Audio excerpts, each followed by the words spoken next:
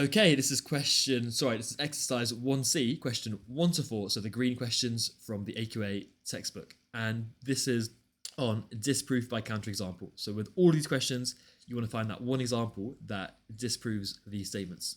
Okay, so without further ado, let's begin. Question 1 says disprove the statement root x squared plus 9 is the same thing as x plus 3. So we want to find that one example that disproves the statement that says it isn't true, that the left-hand side is not the same thing as the right-hand side. If you're not sure where to begin, you can just choose any value of x in this case, and hopefully it breaks down, okay? But as you do more of these, you kind of get pretty quick at spotting it. So let's just go for x being equal to 1 and see if this breaks down. So putting x equals to 1 into our left-hand side and our right-hand side, and let's see what happens. So the left-hand side, we're going to get the root of x squared, so 1 squared plus 9. The right-hand side is going to be 1 plus 3, so x is 1 plus 3. Well, root 1 squared is 1 plus 9, it's going to give us root 10. Okay, the right-hand side is going to be 1 plus 3, which is 4. And you can clearly see here that root 10 is not the same thing as 4. Therefore, I've disproven the statement is not always true with the one example. Okay, there could be many examples, and in fact, with question 1, the only value where it does hold to be true is when x is equal to 0. So basically, if you choose any value where x is not equal to 0, okay, like this, so x not being equal to 0, you're going to disprove it. So just quite a nice easy one to get you in the flow of it, okay? But really with disproof by counterexample, you just kind of keep trialing stuff until it works. Question number 2. Use a counterexample to prove that sine 2x is not the same thing as 2 sine x. This means the same thing as question 1, really. It's just kind of written the other way around, but it's just saying prove that these two things aren't the same thing. So you just want to find that one example that proves this. Again, if you're not sure where to begin, just choose a value of x and go from there. So here I'm going to go for x being equal to 90 and then put this into my left hand side. So x being 90, x being equal to 90, and hopefully those two things are not the same thing. Okay, so the left hand side, we're going to be getting sine and then 2 lots of 90, okay, and then hopefully that's not equal to the right hand side 2 sine, my x value being equal to 90. And let's see what happens. Well, sine to 90, this bit here, we can write as sine 180, and then the right hand side we get 2 sine 90, which is going to keep it as that, so 2 sine and then 90. Okay, so if you're good with exact trig values, this should be quite easy, or you can put this into your calculator. Sine 180 is actually equal to 0.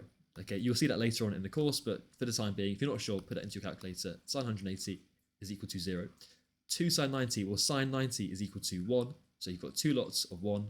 Okay, so it's going to be equal to 2. And here, you can clearly see that 0 is not the same thing as 2, therefore I've proven that this statement is not true, as required. Okay, so with that one example, x being equal to 90, I've proven that the whole thing is not always true.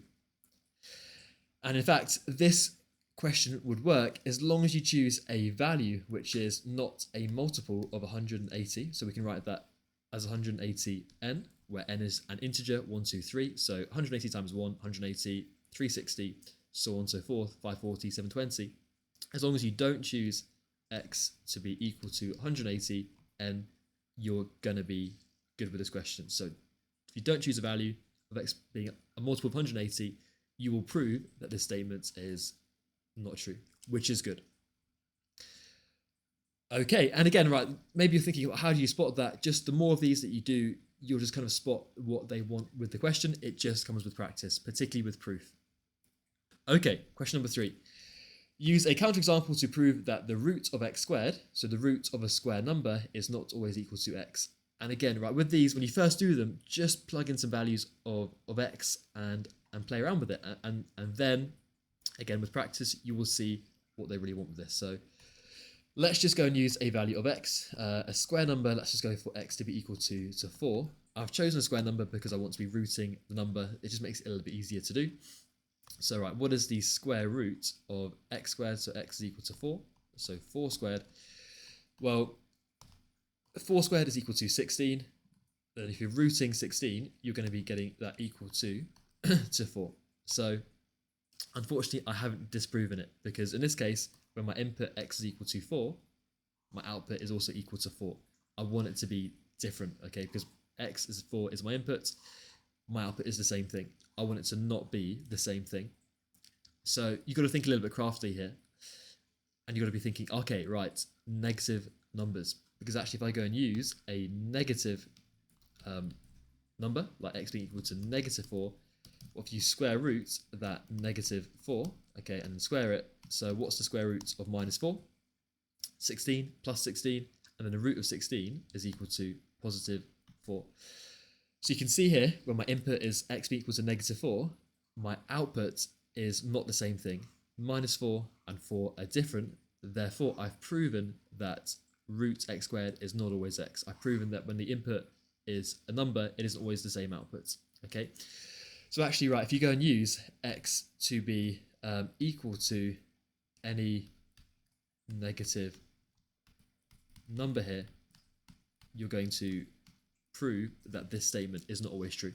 So you can just use any negative value here to prove this is not true. And again, it just comes with practice with you spotting this kind of question. Okay, so sorry, just to make it clear, this one, it didn't work. This one, it did work. Okay, it did disprove it or prove that it isn't true. Okay, question 4, prove that the product of two prime numbers is not always odd. So products meaning that you're multiplying. Okay, so you're timesing two prime numbers is not always odd. Well, if we think about it, how do you get a number that isn't odd? You've got to times it by an even number. And what is an even prime number? The number 2. Okay, so your prime numbers go 2, 3, 5, 7, 11, so on and so forth. Well, 2 is special because that is your only even prime number. Okay, so basically, if you do 2 times by any other prime number, let's just go for 3 because it's nice and easy. Well, 2 times 3 is equal to 6, which clearly, okay, it is not odd, it is even. Let's just make that really clear. 6 is even. But in this question, right, if you choose any prime number and you times it by 2, so let's just go for, call it 2p, okay, where p is a prime number other than 2, okay, so 2 times 3 or 2 times 5, it's always going to be even because a number times by an even number is going to be even. So there we go. I've got that one example. There's infinitely many here that are going to work, but I've found that one example that proves that the statement is not always odd. Okay, thank you.